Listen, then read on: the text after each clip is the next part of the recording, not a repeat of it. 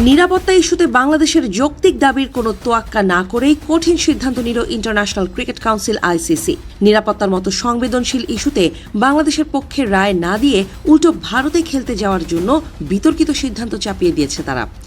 এমনকি বাংলাদেশ ভারতের মাটিতে বিশ্বকাপ খেলতে যাবে কিনা একদিনের মধ্যে সেই সিদ্ধান্ত জানাতে বলেছে আইসিসি।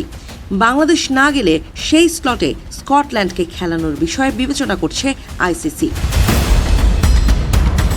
বুধবার বাংলাদেশ ক্রিকেট বোর্ডের শ্রীলঙ্কায় ম্যাচ সরিয়ে নেয়ার অনুরোধের পরিপ্রেক্ষিতে ভিডিও কনফারেন্সে বোর্ড সভা ডেকেছিল সংস্থাটি। সেই বৈঠকে আইসিসি কী সিদ্ধান্ত নেয় সেই বিষয়ে তাকিয়েছিল গোটা বাংলাদেশ। তবে বৈঠকে নেওয়া সিদ্ধান্ত জানানোর পর হতবাক হয়ে যায় বাংলাদেশের ক্রিকেট সংশ্লিষ্ট থেকে শুরু করে ক্রিকেট ভক্তরা। আইসিসি জানায় 2026 টি-20 বিশ্বকাপ নির্ধারিত সূচি অনুযায়ী অনুষ্ঠিত হবে। এমনকি পুনর্নির্ধারিত সূচি অনুযায়ী বাংলাদেশের ম্যাচগুলো অনুষ্ঠিত হবে ভারতের মাটিতেই। ভারতে বাংলাদেশিদের নিরাপত্তা শঙ্কা থাকায় বাংলাদেশ সরকার ও বিসিবি ম্যাচ শ্রীলঙ্কায় সরিয়ে নেওয়ার যে অনুরোধ করেছে সেটি আমলে না নেয়ার কারণ হিসেবে 3টি বিষয়ের উল্লেখ করেছে আইসিসি। তারা বলছে, ভারতের মাটিতে বাংলাদেশ দলের নিরাপত্তা মারাত্মকভাবে ঝুঁকির মুখে ফেলতে পারে এমন কোনো নিরাপত্তা মূল্যায়ন আইসিসির কাছে নেই, আর এ কারণেই ভারত থেকে ম্যাচ সরিয়ে শ্রীলঙ্কায় নেওয়া সম্ভব নয়। আইসিসি বলছে, বাংলাদেশের দাবি অনুযায়ী শ্রীলঙ্কায় ম্যাচ সরিয়ে নিলে বিশ্বকাপে অংশ নেওয়া অন্যান্য দল ও দর্শকদের জন্য বড় ধরনের লজিস্টিক ও সূচিগত জটিলতা তৈরি হবে। এছাড়া বাংলাদেশের ম্যাচ সরিয়ে নিলে আইসিসির নিরপেক্ষতা, ন্যায্যতা ও সততাকে ক্ষুণ্ণ হওয়ার ঝুঁকি তৈরি হবে বলে হাস্যকর দাবি করেছে সংস্থাটি। সংবাদ বিজ্ঞপ্তিতে নিরাপত্তার বিষয়ে আইসিসি বলেছে, সব ধরনের নিরাপত্তা মূল্যায়নে দেখা গেছে ভারতের টুর্নামেন্টের কোনো ভেন্যুতেই বাংলাদেশ দলের খেলোয়াড়, গণমাধ্যম কর্মী, কর্মকর্তা ও সমর্থকদের জন্য কোনো হুমকি নেই। তাই টুর্নামেন্টের এত কাছাকাছি সময়ে এসে সূচিতে পরিবর্তন আনা বাস্তবসম্মত নয় বলেও জানিয়েছে সংস্থাটি। আইসিসিকে টি-20 বিশ্বকাপে যোগ দেয়া না দেওয়ার বিষয়ে চূড়ান্ত সিদ্ধান্ত জানানোর আগে বিকেলে বিশ্বকাপ দলের সাথে বৈঠকে বসবেন ক্রীড়া উপদেষ্টা আসিফ নজরুল। এই গুরুত্বপূর্ণ বৈঠকটি বিকেল 3টায় শুরুর কথা রয়েছে। এদিকে বাংলাদেশের বিশ্বকাপ খেলার বিষয়ে ক্রীড়া উপদেষ্টা আসিফ নজরুলের সাথে বৈঠক করেছেন বিসিবি সভাপতি আমিনুল ইসলাম বুলবুল। যমুনা টেলিভিশনকে তিনি জানিয়েছেন, সরকারকে কোনো প্রকার চাপ দিতে চান না। তিনি বলেছেন, বিশ্বকাপ খেলতে চান, তবে সেটা শ্রীলঙ্কার মাটিতে। নিজেদের ম্যাচ সরিয়ে নেওয়ার দাবি জানালেও আইসিসির সোজাসাপটা জবাব, ভারতের মাটিতে না খেললে অন্য দলকে যুক্ত করা হবে। আইসিসি তাদের সিদ্ধান্তে অনড় থাকায় আজ বিশ্বকাপের স্কোয়াডে থাকা ক্রিকেটারদের সাথে বৈঠকে বসবেন ক্রীড়া উপদেষ্টা। এরপর সরকার চূড়ান্ত সিদ্ধান্ত জানালে সেটি আজই জানানো হবে আইসিসিকে।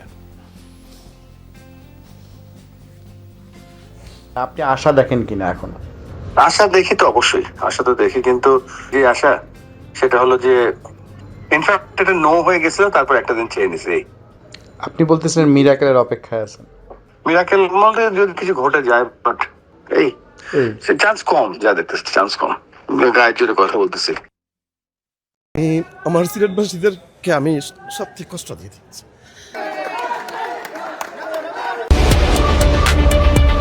চাইলেই তো আমাকে বলতে পারতো তার কত টাকা প্রয়োজন, তা দেয়া হয়ে যেত। ঠিক এভাবেই সিলেটের এক ক্রিকেটারের উপর এবার অভিযোগ তুললেন সিলেট টাইটান্সের উপদেষ্টা ফাহিম আল চৌধুরী। বিপিএল এর দ্বিতীয় কোয়ালিফায়ারে সিলেট টাইটান্সের হেরে যাওয়ায় বেশ ভেঙে পড়েছেন তিনি। ফাহিম ফেসবুক লাইভে এসে অভিযোগ তুলেছেন কোনো এক ক্রিকেটারকে নিয়ে। নাম না জানালেও ফাহিম জানিয়েছেন, দলের এক ক্রিকেটারের বেইমানির কারণেই মূলত বিপিএল এর ফাইনালের দৌড় থেকে ছিটকে গেছে সিলেট টাইটান্স। বুধবার রাতে দ্বিতীয় কোয়ালিফায়ারে রাজশাহী ওয়ারিয়র্সের বিপক্ষে পরাজয়ের পর ফেসবুক লাইভে এসে এসব অভিযোগ তোলেন ফাহিম। তিনি জানান, ম্যাচ চলাকালীন একজন সংশ্লিষ্ট ব্যক্তি ইচ্ছাকৃতভাবে দল ও সমর্থকদের সঙ্গে প্রতারণা করেছেন।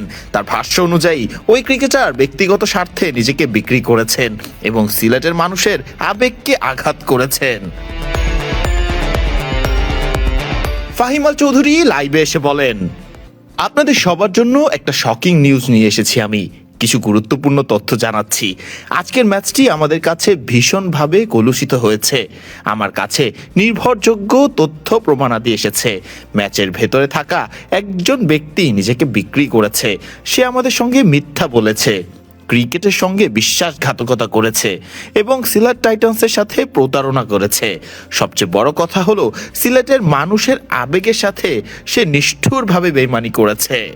টাকার দরকার হলে উনাকেও জানানো যেত এই ব্যাপারে। তিনি বলেন, এর কোনো দরকারই ছিল না, চাইলেই আমাকে বলতে পারতো তার কত টাকা প্রয়োজন, তা দেওয়া হয়ে যেত।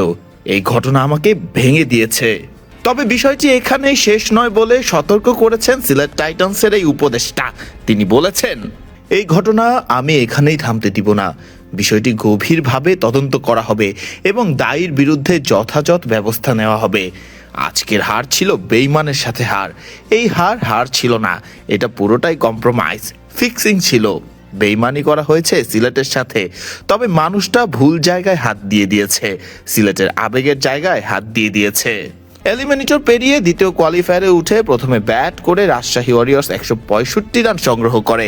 জবাবে সিলেট টাইটান্স 153 রানেই থেমে যায় এবং 12 রানে হেরে ফাইনালের স্বপ্ন শেষ হয়। ম্যাচ শেষে আবেগ আপ্লুত হয়ে ফাহিম আল চৌধুরী সিলেট টাইটান্সের উপদেষ্টার পদ থেকে সরে দাঁড়ান। ফারদিন রহমান সকাল, বিডি ক্রিক টাইম।